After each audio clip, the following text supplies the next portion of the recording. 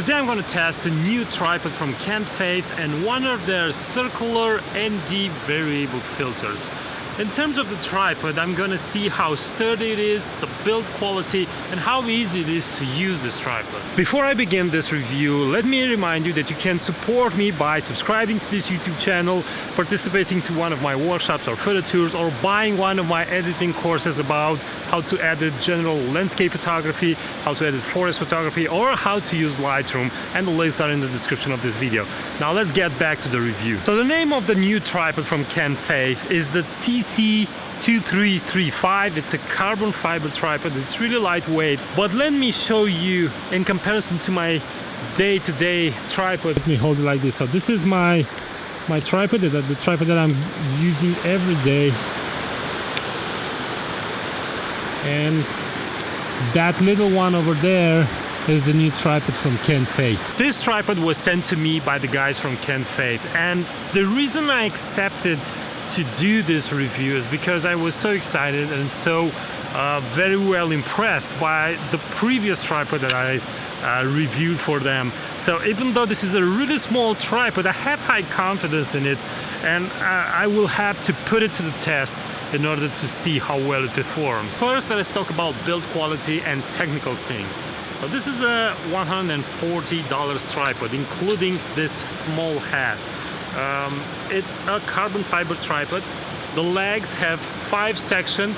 I prefer to have 3 sections on the legs of my tripod. The weight of the tripod, it's about 0.83 kilos, or in pounds I think it's 1.8 pounds, something like that.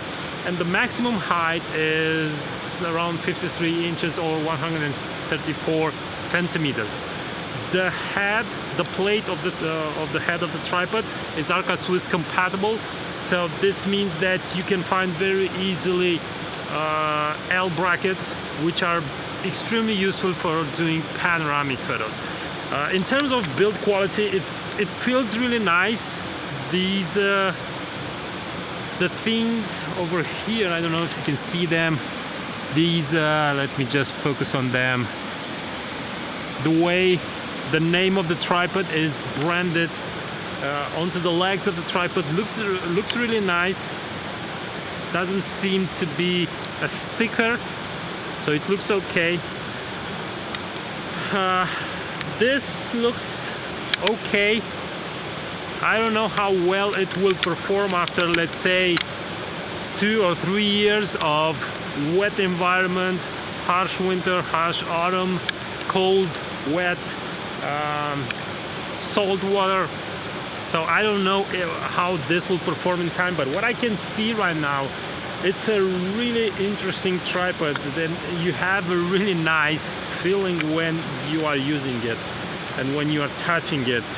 The biggest plus is that if this tripod will hold to my tests in terms of vibration, I think it's a really good choice to use it when I'm traveling by plane, when the weight of the luggage is really important. Now let's see, for a guy like me, I'm 190 centimeters.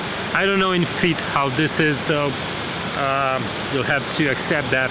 Let's see how high this tripod really goes. So it's something like this, which with a camera arrives at about this height. It's not bad. I have to say, it's not bad. The more I stay like this, hunched back on a tripod, the more my back is gonna hurt. So this height, it's not that bad if I have to imagine the camera over here. The problem is that I'm achieving this height by raising the center column, and this is valid for all tripods. When you raise this and you have a really heavy equipment, it tends to wiggle, but I'll have to see. Now, the legs of the tripod have independent movement freedom. You just pull this. You basically can move it how you want it, but you can't block it where you want it. It has 3 steps. It's just like Manfrotto. That wiggle when I take the tripod from here and I rotate it, I can do this even with one hand. That wiggle, it's because of this 5-section feet configuration, and also because of this central piece over here, which is not a really strong one. I can't make a fair comparison between that tripod and my daily tripod, because this is a really big chunky tripod. Even though it's carbon fiber, I can't move it. So it's not fair to compare these two. There are completely different price ranges between these two and different things. Let's see how well it performs when doing photo. Now, a quick disclaimer. I don't aim to do a perfectly beautiful photo. I aim to do a sharp image, and that is my goal for today. For a tripod to be sturdy, it needs to resist to vibration up to a certain degree, of course, and to wind up to a certain degree. I don't have any wind in this location, but I have some waterfalls. So what I'm gonna do is place the tripod with its feet into the water, and I'm going to do a long exposure.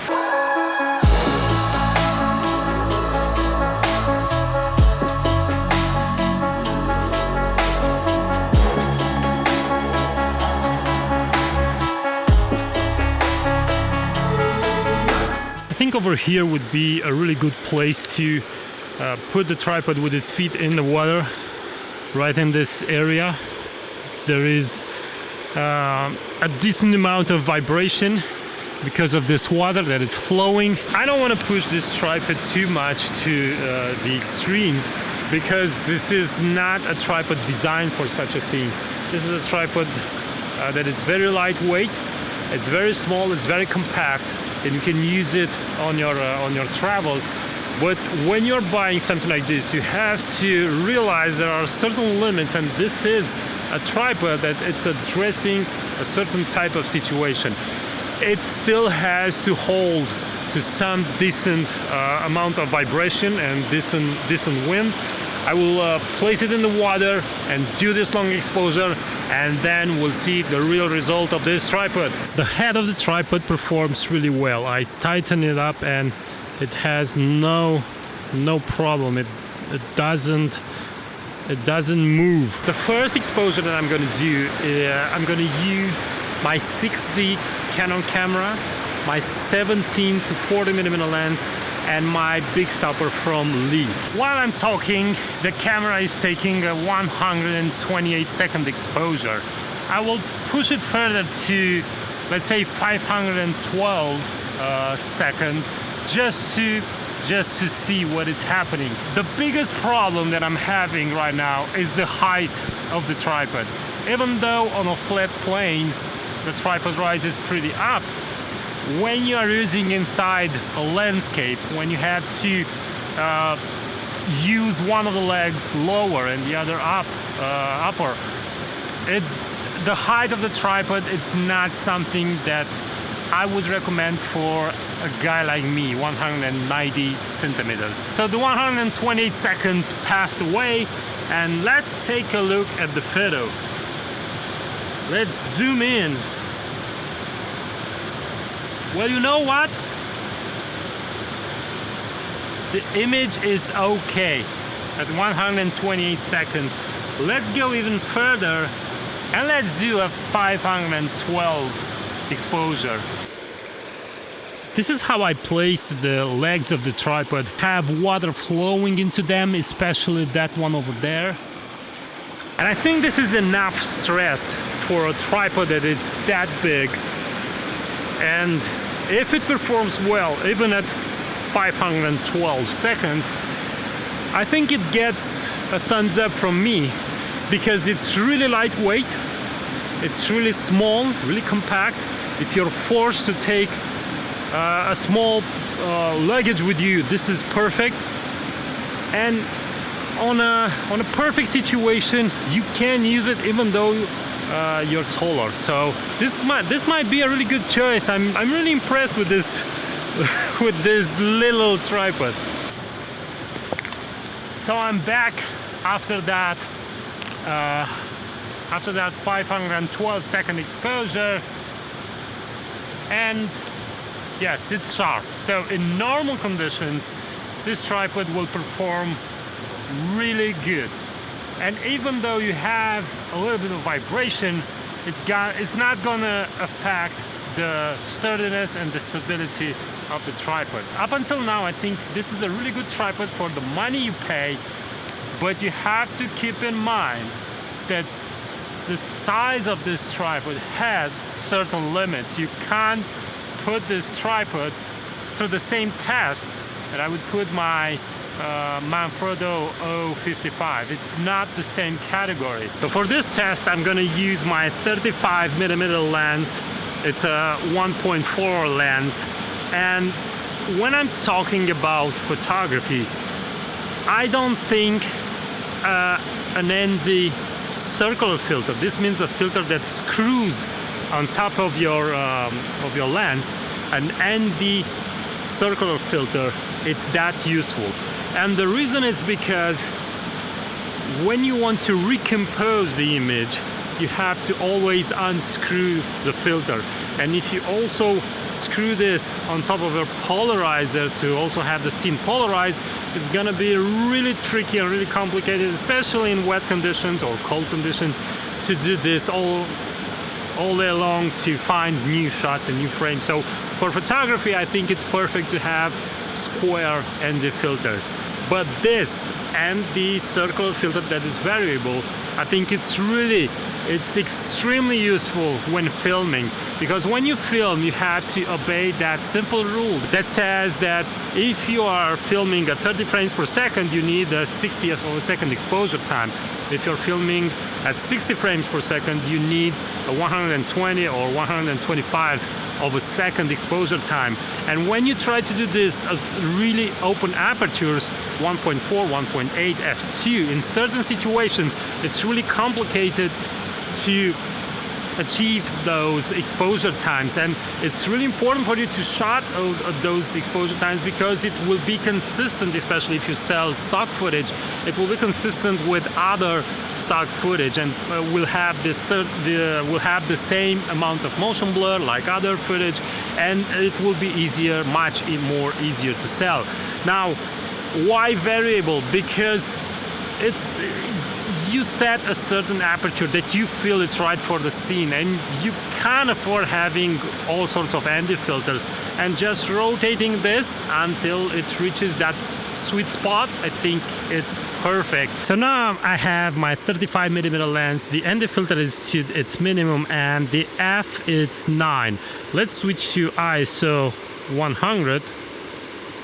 Okay, and let's start opening the aperture to f2. Now, as you can see, if I want to film, because right now I'm filming at 30 frames per second, I have to have 60th of a second.